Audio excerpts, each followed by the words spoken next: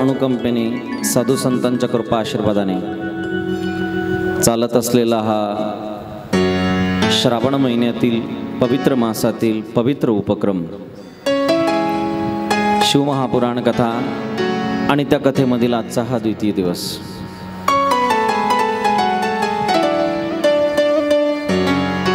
काय आमच्या जीवनामध्ये कथेची गरज आहे? का आम्ही कथा ऐकायची आहे? 2-2 महिन्याचं अनुष्ठान का करायचं आहे? अशी जीवनामध्ये का उपलब्धी होणार आहे की आम्ही कथा ऐकल्यानंतर आम्हाला असली कुठली गोष्ट प्राप्त होणार आहे? तर मायबाप, कथा ती गोष्ट आपल्याला प्रदान करून देते जी जीवनाचं सर्वभौम सार आहे। आपली खूप वेळेला आवागमन आपलं चालू आहे, येणं जाणं आपलं खूप वेळेला चालू आहे। हे आवागमन जर संपवायचं असेल, या आवागमनाची समाप्ती जर करायची असेल तर त्याच्यासाठी कथेचीच गरज आहे। हे कथेच्या व्यतिरिक्त होऊ शकत नाही। भगवंताने गीतेमध्ये अर्जुनाला खूपदा सांगितलंय की अर्जुन, तुझं येणं आणि माझं येणं हे आजचं नाही आहे। अनेक वेळेला आपलं प्रत्येकाचं येणं जाणं सुरू आहे। पुनरपि जननम पुनरपि मरणम, ये आवागमन की जो रीति है वो तो कभी समाप्त नहीं होती।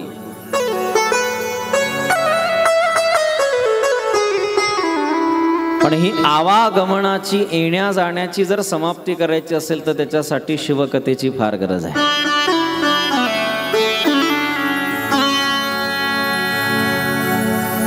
जाणं येणं जर थांबवायचं असेल तर ते कशाने थांबवता येतं? तर ते शिवकथेने, शिवपुराणाने थांबवता येतं। शिवकथा काय आहे? तर शिवकथा शिव बनवण्याची कथा आहे। शिव ही तत्वाची कथा आहे।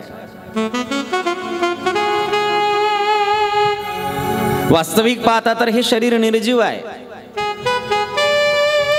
पण या निर्जीव शरीरामध्ये सुद्धा भगवंताने प्राण फुकलेले आहेत, म्हणून निर्जीवाला चेतनत्व प्राप्त झालेलं आहे।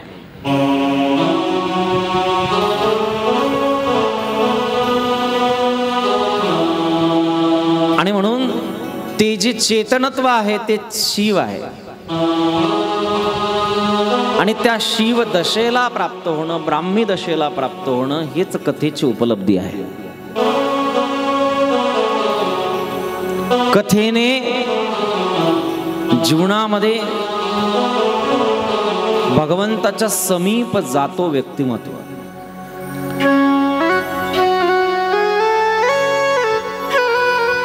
आणि जीव देवाच्या सन्मुख होणं म्हणजेच उद्धाराला कारणीभूत आहे, आणि जीव देवाच्या विन्मुख होणं म्हणजेच पतनाला कारणीभूत आहे।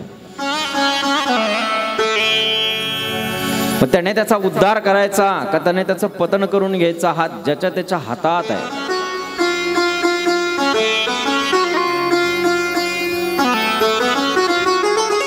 विन्मुक्तेकडे नेणारे कलियुगामध्ये अनेक साधनं आहेत, पण सन्मुखतेकडे नेणारं साधन जर कुठलं असेल तर ते सत्संग आहे।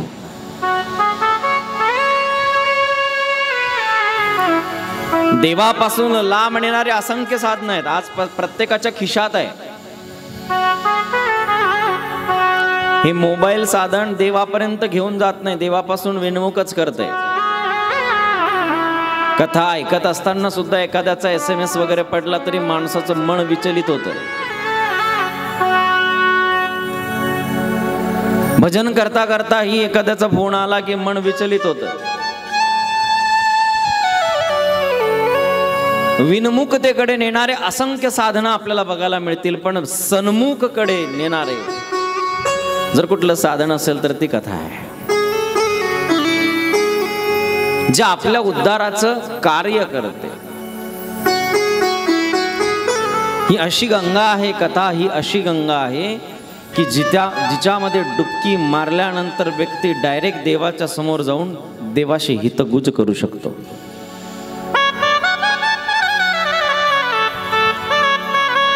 नुसतं देवाजवळ आपल्याला जरी यायचं असलं, परमेश्वराच्या दर्शनाला जरी यायचं असलं, तरी सामान्य स्वरूपाने आपल्याला आंघोळ करूनच यावं लागतं. बिगर आंघोळीचं जर आपण दर्शनाला आलो तर आपलंही मन मानत नाही आणि लोक म्हणतील काय मूर्ख व्यक्ती आहे. मग बाह्यांगाने जरी यायचं असलं तरी स्वच्छ होऊन यावं लागतं. जर आपल्याला देवाला आपल्या हृदय पटलामध्ये प्रगट करायचं आहे तर त्याच्यासाठी आतली आंघोळ सुद्धा आहे. आणि ती आंघोळ करून देणारी, अंतर स्वच्छ करून देणारं जर कुठलं साधन असेल तर ती कथा आहे.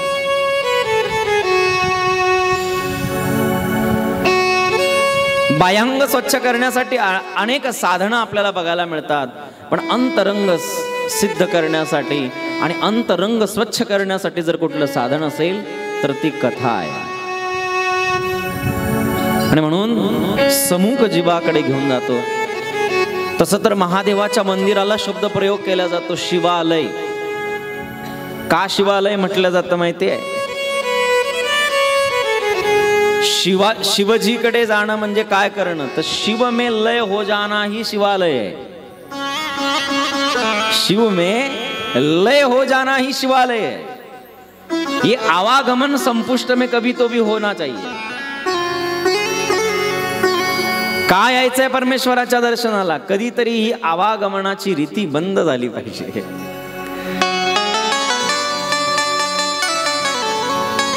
आणि तो ते देण्यासाठी सिद्ध आहे. बाजारामध्ये अनेक प्रकारची दुकानं असतात, पण त्याच्यातली कुठली वस्तू घ्यायची ही घेणाऱ्याच्या मनावर असतं. तसं देव सगळं द्यायला बसलेला आहे. धर्म अर्थ काम मोक्ष. आपको धर्म चाहिए, काम चाहिए, मोक्ष चाहिए, आप मांग लो, तो मोक्ष देतो माय बाप. त्याच्याकडे जाणाऱ्याला मोक्ष 100% आहे. आणि म्हणून शिवकथा जीवनामध्ये विश्रामाकडे आपल्याला घेऊन जाते. कथेची फलश्रुती जर का असेल तर कथेची फलश्रुती आहे आपलं जीवन परिपूर्णता आपल्या जीवनामध्ये आपल्याला वाटावी. लौकिकातली कुठलीच गोष्ट प्राप्त झाल्यानंतर परिपूर्णता प्राप्त होत नाही.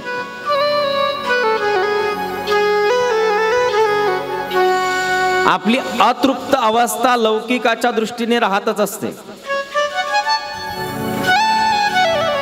आज एखादी वस्तू भेटली की उद्या आपली इच्छा संपते असं नाही. आपल्याला वाटतं अजून कधी मिळेल, अजून कधी मिळेल, अजून कधी मिळेल. हीच दिशा आपली परमार्थाच्या दृष्टीने जर असेल तर आपल्याला भगवान शिव प्राप्त होतील.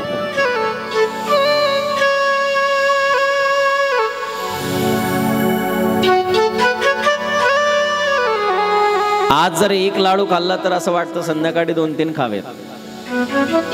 आज जर आवडीची भाजी खाल्ली तर असं वाटतं अजून संध्याकाळी पुन्हा तीच भाजी खावी. ही जी लौकिकाच्या दृष्टीने आपली आशा वाढत जाते तशी परमार्थिक दृष्टी जर वाढत जात असेल तर समजावं आपण मानसिक स्वस्थ आहोत. आपलं मन पवित्र झालंय. और मन पवित्र अगर हो गया तो मन चंगा तो कटौती में गंगा. जर मनच चांगलं नसेल तर मग तीर्थयात्रेला जाऊ नये काही फायदा नाहीये. म्हणून आंतरिक मैल संपवण्याची ताकद जर कशात असेल तर ती कथेमध्ये आहे. कथेची उपलब्धी काय आहे तर वैर संपलं पाहिजे, दृष्टीतलं वैर गेलं पाहिजे, विकार गेले पाहिजे. आम्ही तर खूप कथा ऐकतो पण आमच्या डोळ्यातला अजूनही भेदच जात नाही. आम्ही देव वाटून घेतलेत, आम्ही महाराज वाटून घेतलेत. जर आमच्या दृष्टीतला भेद जात नसेल तर आम्ही उत्तम श्रोता नाहीच आहेत. तत्वाचा स्वीकार केला पाहिजे. दृष्टीतला भेद जाणं सत्संगाची उपलब्धी आहे. पण आपल्या जीवनामध्ये सत्संग केल्यानंतर जर विकार वाढत असतील तर समजावं पाणी मुरतंय, कुठंतरी लिकेज झालंय, चेक केलं पाहिजे.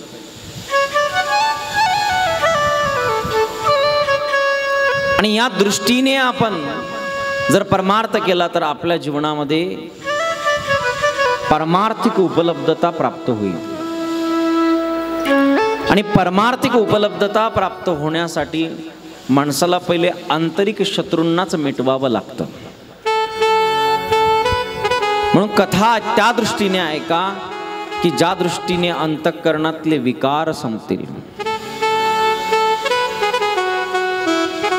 आणि का द्वेष करावा एकमेकाचा, का दुसऱ्याकडे बोट दाखवावं. जर जगत ब्रह्म आहे, जगतामध्ये सगळीकडे जर तो भगवंत आहे, तर मग आपण ज्याला वाईट म्हणतो त्याच्यातही देवच आहे. जब तू है सब में बसा, फिर कौन भला और कौन बुरा. जर जगामध्ये सगळीकडे तोच भगवंत असेल, सर्व घट सर्व व्यापी जर तोच असेल, तर आपण ज्याला वाईट म्हणतो तो देवालाच वाईट म्हणतो.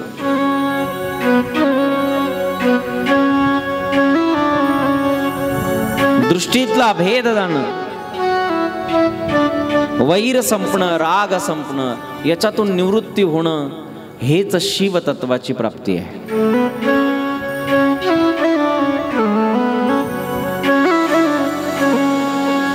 शिवजींनी कधी कोणाचा राग नाही केला. ज्यांचे सगळेच भक्त आहे म्हणून त्यांना महादेव म्हटलेलं आहे. भगवान रामप्रभू शिवजींचे भक्त, आणि रामप्रभूंचा कट्टर शत्रू रावण तोही शिवजींचाच भक्त. भगवान श्रीकृष्ण महादेवाचे भक्त आणि कंस महादेवाचा भक्त. अशा याद्याच्या याद्या मला देता येईल, पण मला जास्त विस्तार करायला वेळ नाही, मला कथेत प्रवेश करायचा. जगामध्ये महादेवाचा शत्रू कोणीच नाहीये. का? कारण शिव ही वृत्ती आहे, शिव हे तत्व आहे. जर एक दिवस आपल्याला याच शिव तत्वामध्ये सामावून जायचं असेल तर कशाला कोणाचा भेद करायचा. जगतामध्ये सगळीकडे ते शिव तत्व आहे, फक्त आपल्याकडे ते दृष्टी पाहिजे, 100% ते प्रगट होईल. आणि म्हणून अशा कथेच्या समीप जरी आपण गेलो तरी आपल्या जीवनामध्ये भगवंताची प्राप्ती होते. सत्संग असा आहे की सत्संग आपल्या जीवनामध्ये भगवंताची प्राप्ती करून देते 100%. आणि म्हणून अशा या सत्संगामध्ये आजचा हा द्वितीय दिवस, काल आपण शिव महापुराणाचं महात्म्य बघितलंय. महात्म्य बघितल्यानंतर आता व्यासजींनी सुरुवातीला पहिल्याच संहितेमध्ये, विश्वेश्वर संहितेमध्ये 25 अध्याय आहेत. ज्या संहितेच्या सुरुवात करत असतानाच भगवंताला नमन केलेलं आहे. कशा आहेत म्हटले ते भगवान, तर बोलू लागलेले आहे. आद्यंत मंगल मजात समान भाव, मार्यत मीश्वरम मजरा ममात्व देवम, पंचाननं प्रबलं पंचविनोदशीलं, संभावये मानसी शंकरम अंबिकेशवम. पहिल्याच श्लोकामध्ये व्यासजी भगवंताला नमन करत असताना काही विशेषण देत आहेत. कसा आहे म्हटले तो भगवंत, तर त्या भगवंताचं स्वरूप सांगितलेलं आहे. कशा आहेत म्हटले ते भगवंत तर आद्य अंतवंत. आदी हे तेच आहेत, मध्य ही तेच आहेत आणि अंत ही तेच आहेत.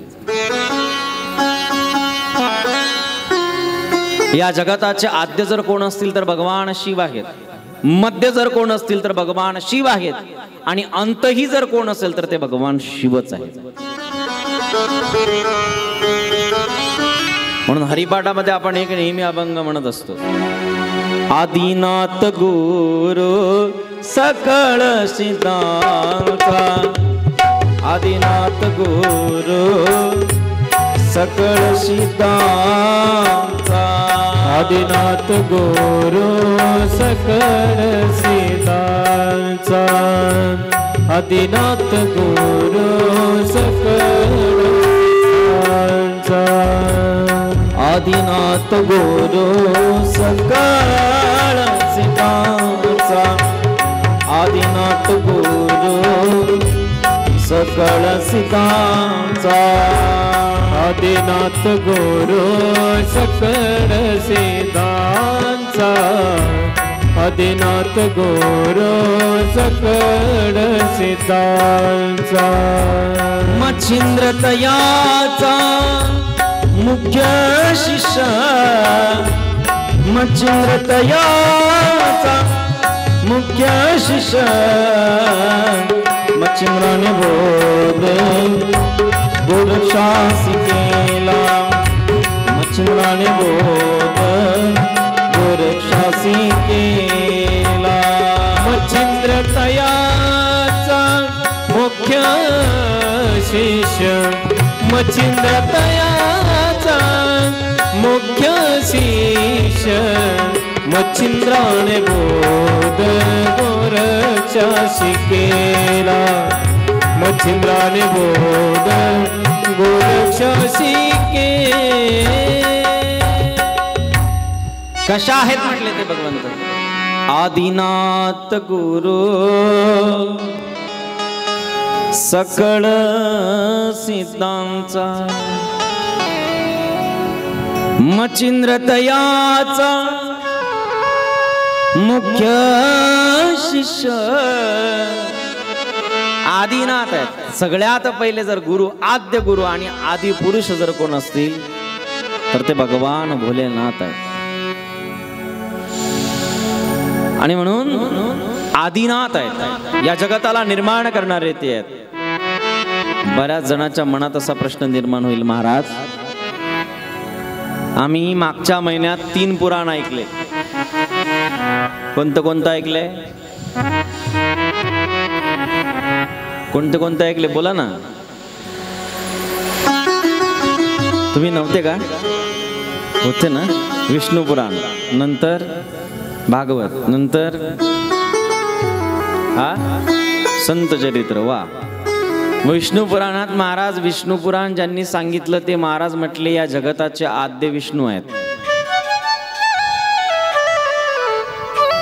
भागवतात सांगितलं या जगताचे आद्य कृष्ण आहेत. आणि आता तुम्ही आले, तुम्ही वेगळंच सांगतायत की तुम्ही म्हणतायत या जगताचे आद्य भगवान महादेव आहेत. आम्ही नेमकं कोणाचं ऐकायचं? प्रश्न तर बरोबर आहे ना तुमचा, सगळ्यांचा प्रश्न बरोबर आहे. आजकालच्या श्रोत्यांना प्रश्न पडतच नाहीत, ही सगळ्यात मोठी दुर्दैवाची गोष्ट आहे.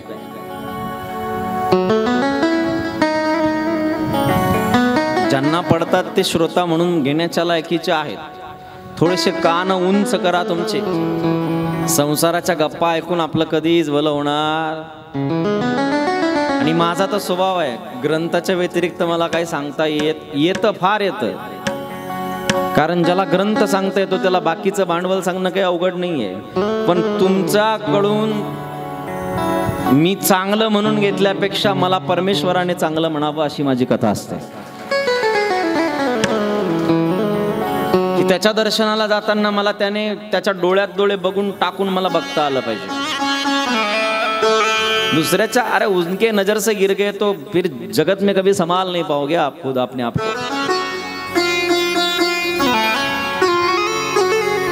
महाराज जे महाराज आले त्यांनी सांगितलंय त्याच देवापासून सृष्टी निर्माण. तुमच्या या प्रश्नाचं उत्तर मी देतो, नका टेन्शन.